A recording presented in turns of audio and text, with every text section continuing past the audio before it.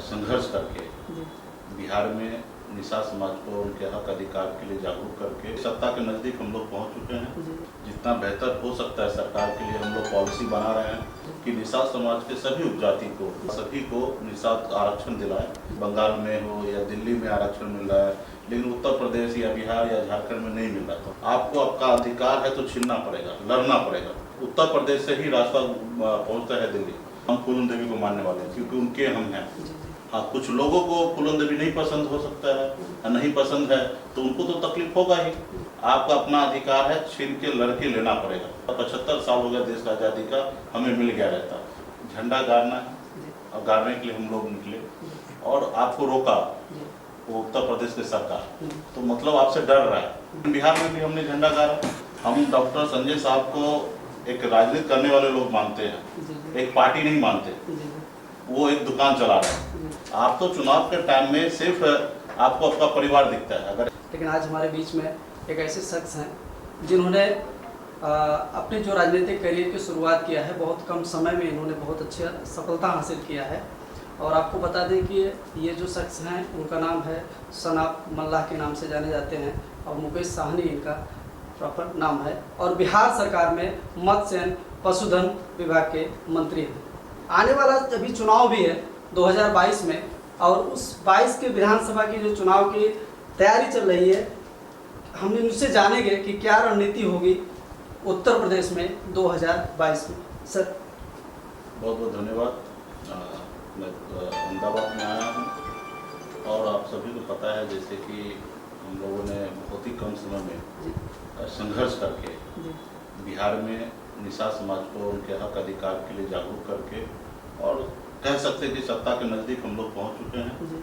और आज हम लोगों के सहयोग से बिहार में सरकार है, माननीय मुख्यमंत्री श्री नीतीश कुमार जी के नेतृत्व में सरकार है, 4 पार्टी के सहयोग से सरकार है।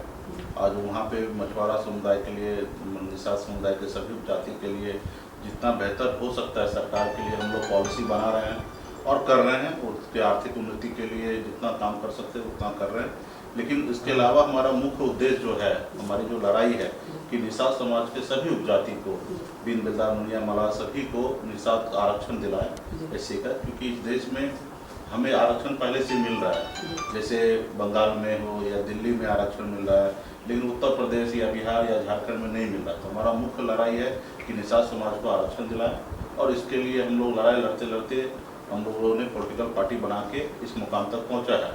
और मुझे पूरा एहसास हो चुका है कि जब तक आप किसी से मांगोगे तो भीख के अलावा कुछ नहीं मिलेगा और किसी को दया आ गया तो आपको आशीर्वाद देगा, उसके अलावा और कुछ नहीं दे सकता है। आपको आपका अधिकार है तो छीनना पड़ेगा, लड़ना पड़ेगा और वही करके हमने बिहार में तो मजबूत हो गए हैं। अभी हमें दिल्ली पहुँचना है और हम चाहेंगे कि आने वाले दिल्ली के समय में 2024 में हमारे दिल्ली में सांसद हो और जो हमारे निषाद के लिए आवाज़ उठाए और निषाद को आरक्षण कराए। और इसके लिए उत्तर प्रदेश से ही रास्ता पहुंचता है दिल्ली। तो इसलिए 2022 में मजबूती से हम लोग उत्तर प्रदेश में चुनाव लड़ेंगे। वीआईपी पार्टी 165 सीट पे हम तैयारी कर रहे हैं और मजबूती से हम लोग लड़ेंगे और हम चाहेंगे कि वहाँ पे लड़कर और अपनी स्थिति मजबूत करें, हमारे सहयोग से वहाँ पे सरकार बनाए। इसके लिए आज हम पूरे देश में घूम रहे हैं, निषाद समाज को जोड़ रहे हैं और ख़ास करके उत्तर प्रदेश से बड़े संख्या में, पूर्वांचल से बड़ी संख्या में हमारे निषाद भाई सूरत में रहते हैं और मजबूत स्थिति में हैं। तो बस इन लोगों के पास आने का एक ही मकसद है कि सब जागरूक हो, समाज को जागरूक करें और समाज को सहयोग करें। और निश्चित तौर पे जो लोग शहर में रहते हैं, बड़े बड़े मेट्रो सिटी में रहते हैं, उनका एक अलग विज़न होता है। क्योंकि मैं भी 20 साल मुंबई में रहा और मैं एक अच्छा विज़न के साथ बिहार में काम किया और उसके दम पे मैंने एक अच्छा मुकाम मैंने हासिल किया। तो मुझे पता है कि अगर सूरत में जितने भी हमारे निषाद समाज के सभी उपजाति है वो लोग अगर मेहनत करेंगे तो 2022 में उत्तर प्रदेश में निषाद समाज के लिए बहुत अच्छा स्थिति हो जाएगा। जैसे सर मैं रोकना चाहूँगा, जैसे उत्तर प्रदेश की अगर आप बात करें तो उत्तर प्रदेश में आप जो है आदर्श पूनम देवी को मानते हैं जी। अक्सर देखा गया है कि आप जो है उनकी प्रतिमा का भी अभी आपका विजन है कि घर घर तक पूनम देवी की प्रतिमा का स्थापना हो। लेकिन यही स्थापना को लेकर के उत्तर प्रदेश में जब आप एक बार एंट्री किए थे तो योगी सरकार ने जो है उस पर बहुत सारा बैन लगाया था, शायद आप लोगों को नजरबंद भी कर दिया गया था। तो देखिए, इस धरती पे सबका अपना अपना विचारधारा है और कोई लोग राम को मानते हैं, कोई रहीम को मानते हैं। हम फूलन देवी को मानने वाले हैं क्योंकि उनके हम हैं। और उनके बताए हुए रास्ते पे चलते हैं, उनके बताए हुए रास्ते पे संघर्ष करते हैं, तो हम उनको मानते हैं। हाँ, कुछ लोगों को फूलन देवी नहीं पसंद हो सकता है, नहीं पसंद है तो उनको तो तकलीफ होगा ही, तो उनका काम है रोकना और मेरा काम है आगे बढ़ना। तो हम कोई भी चीज़ का परवाह किए बगैर हम सब किसी को पहले नहीं मानते, हम फूलन देवी को, जुब्बा सैनी को सबसे पहले मानते हैं, उनका बताए हुए रास्ते पे चलते हैं। और बहुत सारे लोग हैं कि उनको नहीं पसंद करते होंगे, तो उनका परवाह किए बगैर हम लोग काम कर रहे हैं। उत्तर प्रदेश के सरकार जो किए वो किए, बिहार में तो ऐसा कुछ नहीं हुआ क्योंकि बिहार में हमारी अपनी सरकार है। तो हम लोग उम्मीद करते हैं कि निषाद समाज एक बार जागरूक होगा और उत्तर प्रदेश में जब अपनी सरकार बना लेंगे तो उनकी जो भी सोच है वो जमीन तक आने वाले समय में उतरेंगे। निश्चित तौर पे वहाँ की जो सरकार है पक्षपात किए हैं, तो उसका आने वाले समय में उसका जवाब दिया जाएगा। सर, आरक्षण पे क्या कहेंगे? निषाद समाज के आरक्षण को लेकर के ये नेशनल मुद्दे बन गए हैं। देखिए, निषाद समाज के आरक्षण के लिए पिछले 6 साल से हम लोग लड़ाई लड़ रहे हैं, हर किसी के पीछे घूमे, लेकिन इस पे कुछ नहीं होगा। आपका अपना अधिकार है, छीन के लड़के लेना पड़ेगा। मांगने से हमने पहले कहा ना, कुछ नहीं मिलने वाला, भीख मिलता है। और अगर देना रहता तो आज 75 साल हो गया देश का आज़ादी का, हमें मिल गया रहता। तो अभी आपको सत्ता पावर में जाकर ही लेना रहेगा। आज देखिए कि 75 साल आज़ादी के होने के बाद लोगों को लगा कि अपर कास्ट में भी गरीब लोग हैं, उनको सामान्य आरक्षण दिया गया, 10% आरक्षण दिया गया। तो क्योंकि उनकी सरकार है, उनकी विचारधारा है, गरीब लोगों को भी आरक्षण मिला, तो मैं उसमें विरोध नहीं करूँगा कि क्यों दिए उनको। ठीक है, सरकार का पॉलिसी है, सरकार ने निर्णय लिया दिए, लेकिन जिनको पहले से मिला हुआ है, जो पहले से जरूरतमंद है, उनको पहले मिलना चाहिए। और ये हमारा तो अधिकार है, तो इसलिए नहीं मिल रहा है क्योंकि हम जागरूक नहीं है, उस जगह पे नहीं पहुंचे हैं। तो जिस रोज हम दिल्ली पहुंच जाएंगे, जिस रोज हमारे पास 20, 25, 50 के संख्या में सांसद होंगे हमारी पार्टी का, तो उस रोज हमारा भी जो एजेंडा है वो लागू होगा। अभी जिनका सरकार है उनके एजेंडा लागू हो रहे हैं। तो हम लोगों का काम है कि हम लोग लड़ाई लड़े, हमारे आने वाले पीढ़ी के लिए हम लोग मेहनत करें। तो कोई भी चीज़ के लिए समय लगता है, हमारे देश को आज़ादी दिलाने के लिए भी बहुत बड़ी समय लगा, बहुत सारे लोगों को बलिदान देना पड़ा। तो आज हम लोग जो लड़ाई लड़ रहे हैं, बिहार से निकल कर उत्तर प्रदेश या गुजरात हो या दिल्ली हो, जहाँ जहाँ हम लोग जा रहे हैं, अपने समाज को जागरूक कर रहे हैं, तो इसका लाभ आने वाले हमारी पीढ़ी को मिलेगा। और सबको अपना स्वार्थ को त्याग करके और समाज हित में राजनीति करें, और जब ऐसा करेंगे तो निश्चित तौर पर आगे बढ़ेगा। और जीतता जागता उदाहरण है कि देश में, खास करके भारत देश में पहला ऐसा राज्य है बिहार, जहाँ पे निषाद समाज अपने दम पर अपने वजूद को कायम किया है 75 साल में। सर, एक अंतिम सवाल आपका, एक सर सबसे जो है एक बहुत अच्छा नारा है कि हम जहाँ जाते हैं वहाँ झंडा गाड़ देते हैं। शायद आप हमारे चैनल पे इस बात को आपने बोला।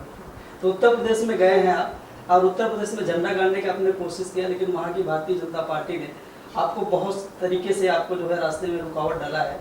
लेकिन खास करके वहाँ पे एक निषाद पार्टी है, डॉक्टर संजय निषाद की भी पार्टी है, वो भी जो है कहीं ना कहीं जो है बीजेपी के साथ मिल करके आपको दरकिनार करने की कोशिश कर रहे हैं। तो अगर इस तरह से चलता रहा तो सर किस तरह से समाज का विकास होगा? देखिए, झंडा गाड़ना है और गाड़ने के लिए हम लोग निकले और आपको रोका वो उत्तर प्रदेश की सरकार, तो मतलब आपसे डर रहा है, मतलब आप में कुछ तो ताकत है तब ना रोक रहा है। अगर यूं ही ताकत नहीं होता तो आपको नहीं रोकता। तो ये तो मान लीजिए कि आपके लिए अच्छा शुभ संकेत है कि आप में ताकत है, आप लड़ सकते हो, झंडा गाड़ सकते हो, इसलिए सामने वाला रोक रहा है। तो उनका काम है रोकना। बिहार में भी रोक ले रहे थे, लेकिन बिहार में भी हमने झंडा गाड़ा। तो हम आने वाले समय में समाज को जागरूक करके उत्तर प्रदेश में अपनी सरकार बनाएंगे। ठीक है, बहुत सारे लोग हैं, राजनीति करने वाले लोग हैं, तो राजनीति करेंगे। ठीक है, हम डॉक्टर संजय साहब को एक राजनीति करने वाले लोग मानते हैं, एक पार्टी नहीं मानते। वो एक दुकान चला रहा है। इसलिए मैं कह रहा हूँ कि आप देखिए 2018 में उपचुनाव हुआ तो अपने सुपुत्र को दूसरे पार्टी से चुनाव लड़ाए।